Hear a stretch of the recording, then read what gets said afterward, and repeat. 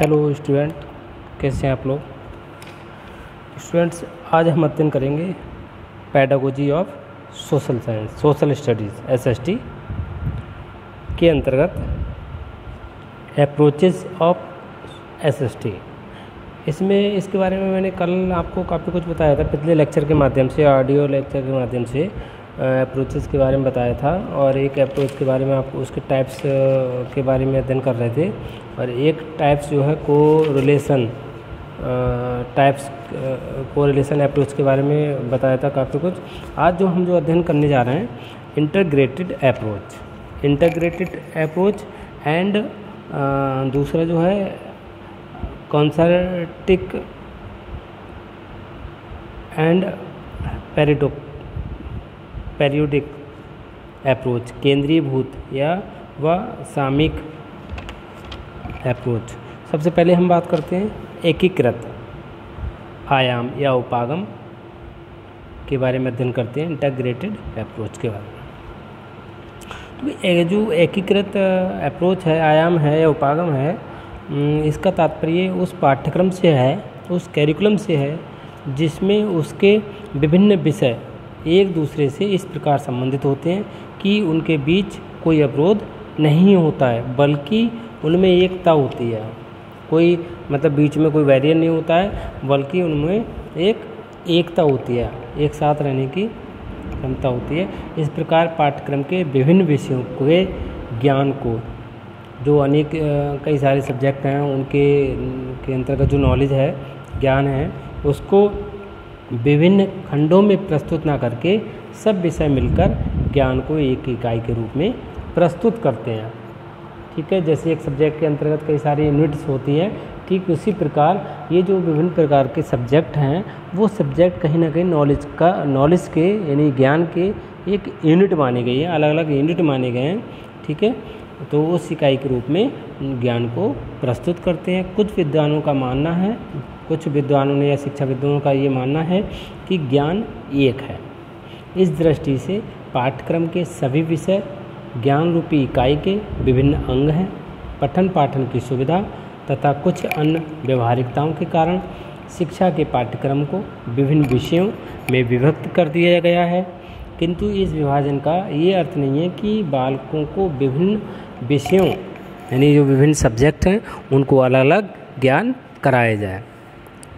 इसी क्रम में इसको परिभाषित किया है हेंडरसन ने कहा है कि एकीकृत पाठ्यक्रम वह पाठ्यक्रम है जिसमें विषयों के बीच कोई अवरोध, रुकावट अथवा दीवार नहीं होती है। A curriculum in which barriers between subjects are broken down in often called an integrated curriculum according to Henderson ने ही कहा है कि इस प्रकार का जो पाठ्यक्रम है उन अनुभवों को देता है जिन्हें एकीकरण की प्रक्रिया के लिए सुविधाजनक समझा जाता है, और जिसमें बालक उस पाठ्यवस्तु या कंटेंट या प्रकरण को सीखते हैं जो अनुभवों को समझने में एवं उनके पुनर्निर्माण में सहायक होती है। इस प्रकार का अनुभव प्रधान पाठ्यक्रम यानी जो अनुभव के एक्सपीरियंस के आधार पर जो पाठ्यक्रम तैयार किया जाता है वो उनको अलग अलग रखने और उनको शीर्षकों में बांटने का अंत करता है एवं ऐसे विषयों को एक स्थान देता है जो बालक की रुचि के केंद्र होती है, जो बालक में इंटरेस्ट बढ़ाते हैं, उसके सेंटर होते हैं।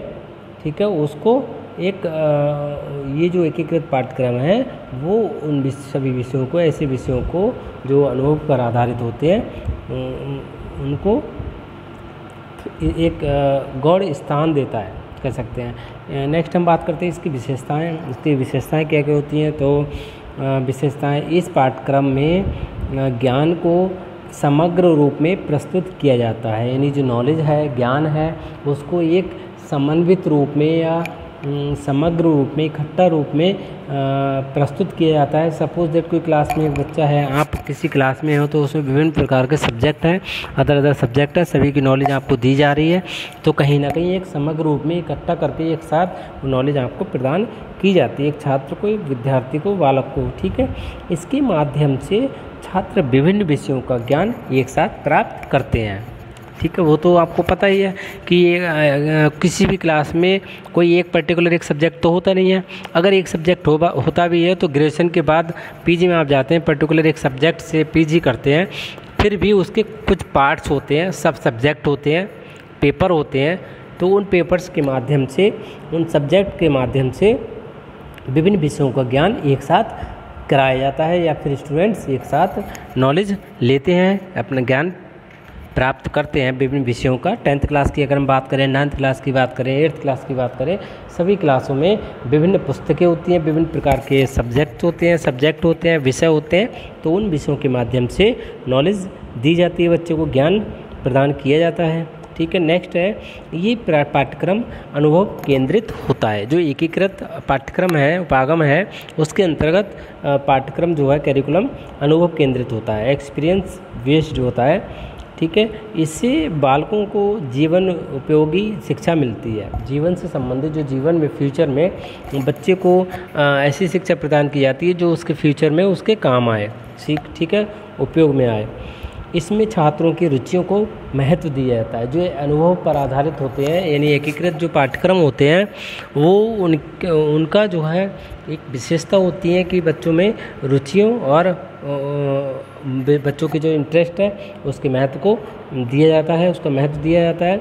इस पाठ्यक्रम में शिक्षकों का उत्तरदायित्व एवं कार्यभार बढ़ जाता है, क्योंकि टीचर्स जो है एक्सपीरियंस बेस्ड टीचिंग करते हैं, अनुभव पर आधारित जो ज्ञान प्रदान करते हैं, उसमें कहीं ना कहीं प्रत्यक्ष रूप में देखा जाए तो टीचर्स का जो रेस्पॉन्सिबिलिटी उत्तरदायित्व है वो एवं उनका कार्यभार है वो बढ़ जाता है। इस पाठ्यक्रम की सफलता के लिए शिक्षक को पर्याप्त एवं व्यापक अध्ययन की आवश्यकता होती है, क्योंकि टीचर जितना पढ़ेगा, स्टडी करेगा, ठीक है, या जितना ज़्यादा अध्ययन करेगा उतना ही वो सफलतापूर्वक अपने उत्तरदायित्वों का निर्वाह कर पाएगा और बच्चों को अनुभव के आधार पर, अपने अनुभवों को के आधार पर ज्ञान प्रदान कर पाएगा। नेक्स्ट, इसमें जो छात्रों में पूर्व ज्ञान से नवीन ज्ञान को समन्वित करने में आसानी होती है। एकीकृत जो पाठ्यक्रम है, आयाम है, उसकी जो एकीकृत पाठ्यक्रम आयाम है, उपागम है, वो कहीं ना कहीं बच्चों में के पूर्व ज्ञान को, जो प्रीवियस नॉलेज है, उसको न्यू नॉलेज के साथ संबंध स्थापित करने में आसानी होती है। ठीक है, ये हो गया आपका इंटीग्रेटेड अप्रोच, एकीकृत पाठ्यक्रम या एकीकृत उपागम। नेक्स्ट हम अध्ययन करते हैं, इसी क्रम में आगे बढ़ते हैं, केंद्रीभूत। ठीक है, केंद्रीभूत पाठ्यक्रम या उपागम। ठीक है, ये पाठ्यक्रम की तो उपागम अप्रोच जो है, approach of curriculum in SST, सामाजिक अध्ययन के पाठ्यक्रम की उपागम।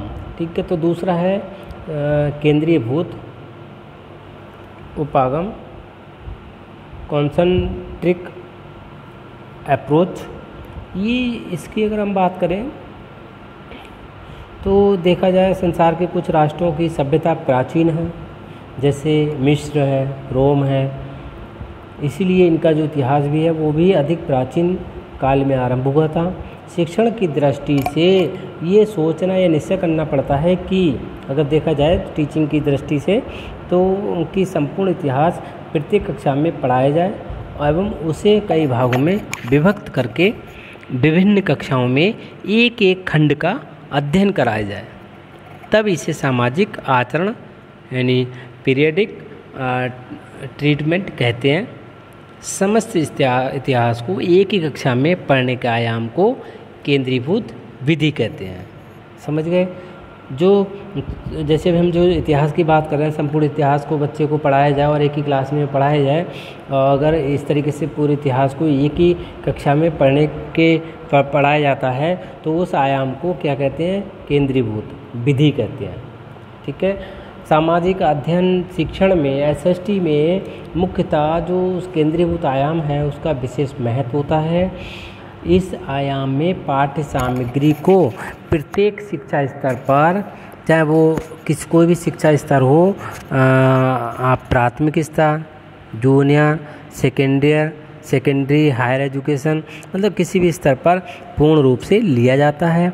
फॉर एग्जाम्पल, इतिहास की विषय वस्तु को समग्र रूप में एक ही कक्षा में अगर पढ़ाया जाए तब विषय की गहनता और व्यापकता भी बढ़ाई जाए, जिससे इतिहास की विषय वस्तु छात्रों के मानसिक विकास के अनुरूप हो सके। कुछ केंद्रीभूत आयाम के अंतर्गत, अप्रोच के अंतर्गत कुछ शिक्षण सिद्धांत हैं। जैसे पहला है, ये आयाम मनोविज्ञान के सिद्धांतों पर आधारित है। समस्त ज्ञान समग्र रूप में प्रस्तुत किया जाता है इसके अंतर्गत, और संपूर्ण से खंड सूत्र का प्रयोग किया जाता है। यह है पहला सिद्धांत। दूसरा है, बालकों की स्मरण शक्ति का विकास होता है और विषय के प्रति रुचि उत्पन्न होती है।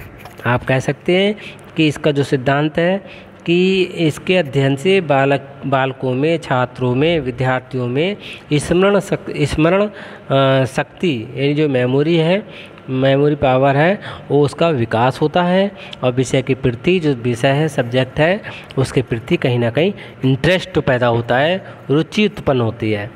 तीसरा सिद्धांत है, सामाजिक विज्ञान विषय का बोध अधिक व्यापक रूप में दिया जाता है। व्यापक रूप में आप समझ रहे होंगे, वह ब्रॉड रूप में बहुत, अगर देखा जाए तो सामाजिक जो विषय है उसमें समस्त संसार का अध्ययन किया जाता है। इतिहास, भूगोल, है ना, एसएसटी के अंतर्गत कई सारे सब्जेक्ट आते हैं, history, geography, political science, civics, economics, sociology, ये सारे सब्जेक्ट आते हैं कहीं ना कहीं पूरे संपूर्ण संसार से संबंधित या मानव जाति के समाज से संबंधित, मानव जाति के जीवन से संबंधित अध्ययन किया जाता है, इसलिए इसका बहुत ब्रॉड रूप माना जाता है। सामाजिक विज्ञान विषय का जो बोध है, अध्ययन है, वो बहुत ज़्यादा अधिक ही व्यापक रूप में दिया जाता है। ठीक है। एक एक्सपेरिमेंट की अगर हम बात करें, ये इसके सिद्धांत हो गए।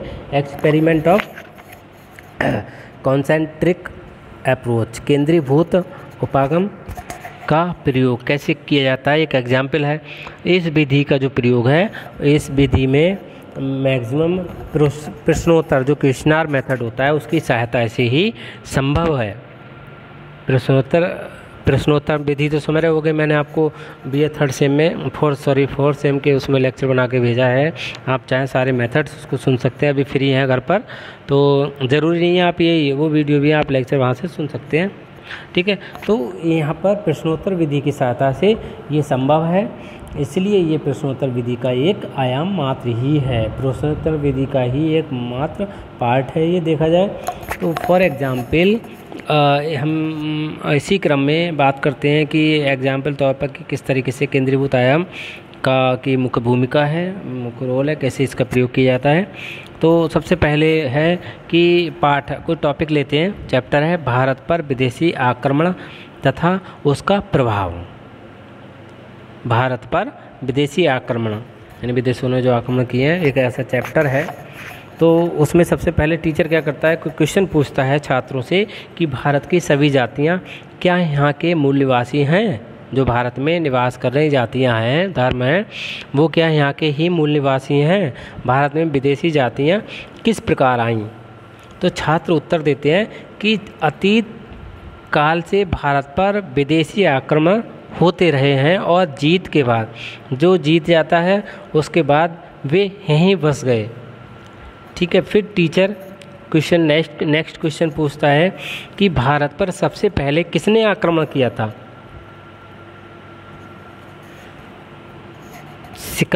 तो छात्र उत्तर देते हैं कि सिकंदर ने भारत पर आक्रमण किया था।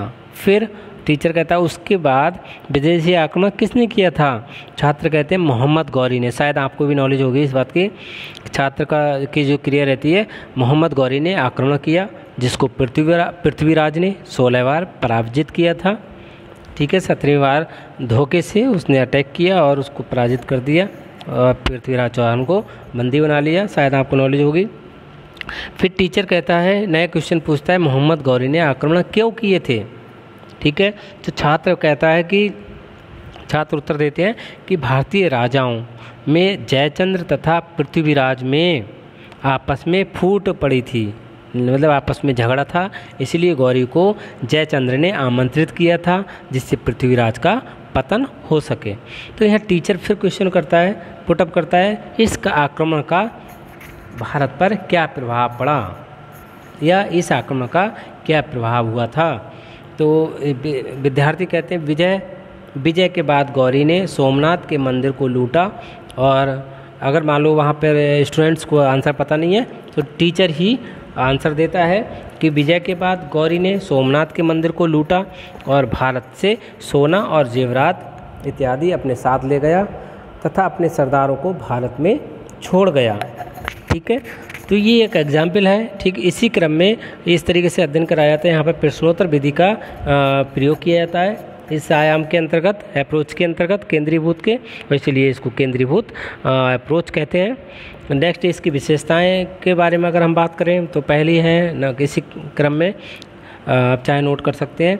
इस विधि का जो विशेष लाभ ये होता है कि ऐतिहासिक घटनाओं का जो क्रमबद्ध रूप से बोध हो जाता है, एक सिस्टमेटिक तरीके से, एक क्रमबद्ध तरीके से। जैसे अभी क्वेश्चन पुटअप किए एग्जाम्पल तौर पर कि पहले टीचर ने क्वेश्चन किया, ठीक है, फिर स्टूडेंट ने आंसर दिया, उससे रिलेटेड फिर क्वेश्चन पूछा, मतलब इसी क्रम में एक सिस्टमेटिक तरीके से क्रमबद्ध रूप में ज्ञान हो जाता है, बोध हो जाता है। और नेक्स्ट, इस विधि से छात्रों की निर्णय शक्ति का भी विकास होता है। निर्णय लेना, डिसीजन पावर जो होती है उसका विकास हो जाता है। नेक्स्ट, विषय वस्तु का बोध समग्र रूप में कराया जाता है। जो कंटेंट है, टॉपिक है, उसका जो बोध है, उसका ज्ञान है, अंडरस्टैंडिंग है, वो उसका समग्र रूप में, एक सम्मिलित रूप में, कंबाइंड रूप में उसका अध्ययन कराया जाता है, जिससे घटनाओं में संबंध तथा कारण एवं प्रभाव को समझने में सुगमता होती है। ये विधि गेस्टाल्ट महोदय के सिद्धांतों पर आधारित है। नेक्स्ट है, समग्र ज्ञान के वर्तमान को भली प्रकार समझ सकते हैं। ठीक है, कुछ इसको यूज़ करने की कुछ सीमाएँ भी होती हैं। इसकी कुछ सीमाएँ हैं, जैसे इस विधि की पहली सीमा क्रमानुसार कि छोटी कक्षाओं में विषय वस्तु का क्षेत्र अधिक हो जाता है और उच्च कक्षाओं में अधिक व्यापकता और गहनता से अध्ययन नहीं हो पाता। ठीक है, आधुनिक समय में इतिहास का क्षेत्र इतना व्यापक हो गया है कि समग्र विषय वस्तु को एक कक्षा में पढ़ाना संभव नहीं है। छोटी छोटी घटनाओं पर कोई ध्यान नहीं दिया जाता है, आप देखते होंगे। ठीक है, तो ये आपका हो गया केंद्रीभूत अप्रोच। नेक्स्ट हम बात करते हैं सामयिक आयाम, पीरियडिक, ठीक है, अप्रोच। इस आयाम में पाठ्य सामग्री को प्रत्येक शिक्षा स्तर पर पूर्ण रूप से लिया जाता है और इसमें इतिहास की विषय वस्तु को युगों, पीरियडिक ट्रीटमेंट में विभक्त कर लिया जाता है। विभिन्न कक्षाओं में, अलग अलग क्लासों में एक एक युग के इतिहास को पढ़ाया जाता है। ठीक है, देखते हो आप, अगर हिस्ट्री पढ़ती हैं तो 10th में आपने कुछ पढ़ा, कुछ पार्ट 12th में, फिर ब्रॉड रूप होता चला जाता है जैसे क्रम में आगे बढ़ते चले जाते हैं। अगर आप बात करें जूनियर क्लास में SST पढ़ाई जाती है, बट उसमें थोड़ा सा मेन पार्ट पढ़ा दिया जाता है। ठीक है, उसका ब्रॉड रूप 9-10 में मिल जाता है, सेकेंडरी एजुकेशन में मिल जाता है, फिर हायर एजुकेशन में जाते हैं तो ब्रॉड रूप गहनता से अध्ययन कराया जाता है। ठीक है, तो यहाँ पर कक्षाओं में एक एक युग के इतिहास को पढ़ाया जाता है। इस आयाम के समर्थकों का विचार है कि इतिहास की विषय वस्तु में कुछ ऐसी घटनाएं एवं तिथियाँ होती हैं जहाँ इतिहास को सुगमता से विभक्त किया जाता है। जैसे फॉर एग्जाम्पल बौद्ध धर्म का प्रचार, दूसरा हर्षवर्धन की मृत्यु, तीसरा पानीपत का तीसरा युद्ध, नेक्स्ट प्रथम स्वतंत्रता संग्राम, नेक्स्ट स्वतंत्र भारत इत्यादि इस क्रम में अध्ययन कराया जाता है। ठीक है, इसके समर्थकों का कहना है, किसके समर्थकों का, इस आयाम के, इस अप्रोच के जिसने समर्थन किया है, उनका कहना है कि छात्रों को ऐतिहासिक घटनाओं, महान पुरुषों, शासकों तथा धर्मों आदि का बोध जो है इस आयाम के द्वारा सुगमता से किया जा सकता है। इतिहास की छोटी छोटी घटनाओं की भी जानकारी कराई जाती है, जिनमें छात्र अधिक रुचि लेते हैं। ठीक है, तो इस तरीके से इसी क्रम में हम बात करते हैं। इसके कुछ सिद्धांत हैं, जैसे इसमें खंड में संपूर्ण सूत्र का प्रयोग किया जाता है। इसमें खंड में संपूर्ण सूत्र का प्रयोग किया जाता है। नेक्स्ट है, इसमें ज्ञान खंडों के रूप में प्रदान किया जाता है, जो व्यवहारवादियों के सिद्धांतों पर आधारित है। छात्रों को सीखने के लिए अभिप्रेरणा मिलती है। नेक्स्ट है, इसमें जो कल्पना, विचार एवं निर्णय शक्ति का भी विकास होता है। नेक्स्ट इसी क्रम में इसकी कुछ विशेषताएं हैं, उसके बारे में उस प्रकाश डालते हैं। ये पहली विशेषता है, ये मनोविज्ञान के सिद्धांतों पर आधारित है। साइकोलॉजिकल जो आपने पढ़े होंगे प्रिंसिपल्स, उनके कुछ सिद्धांत पढ़े हैं, थ्योरी पढ़ी हैं, उन मनोविज्ञान के सिद्धांतों पर आधारित है ये। और इससे छात्रों में इतिहास के प्रति रुचि उत्पन्न होती है। ऐतिहासिक छोटी छोटी घटनाओं का बोध होता है, जो छात्रों के विकास की दृष्टि से अधिक महत्वपूर्ण होती हैं। और विद्यार्थियों में कल्पना एवं निर्णय शक्ति का विकास होता है इसके प्रयोग से। इसके कुछ दोष भी हैं, क्योंकि ये तो कॉमन सी बात है कि अगर किसी चीज़ का जितना बेनिफिट्स होते हैं उसके उतने दोष भी होते हैं, डिमेरिट्स भी होते हैं। तो कुछ दोष हैं, जैसे इस आयाम द्वारा वर्तमान को समझना कठिन हो जाता है। ठीक है, वर्तमान में क्या घटनाएं चल रही हैं, क्या है, इतिहास के बारे में ही पढ़ा जाता है, वर्तमान के बारे में ज़्यादा अध्ययन नहीं कराया जाता है। और विभिन्न कक्षाओं में अलग अलग काल का बोध कराया जाता है, इसलिए इतिहास की विषय वस्तु का पूर्ण बोध नहीं होता है, और क्योंकि पूर्व काल का आरंभ में विवेचन नहीं हो पाता है। सभी कालों का जो बोध है, या मतलब जिन ध्यान करना, समान स्तर पर नहीं हो पाता है, क्योंकि उच्च कक्षाओं में विषय की जो व्यापकता है वो बढ़ती जाती है, और दूसरे छात्र पिछले अध्ययन को सामान्यतः भूलते चले जाते हैं। ये इसका दोष है। ये अगले क्लास में जाते हैं, वो याद करते, पीछे का भूल जाते हैं। ठीक है, ये इस तरीके से इसके ये अप्रोच हो गए। नेक्स्ट नए लेक्चर के माध्यम से अध्ययन करेंगे। Thank you.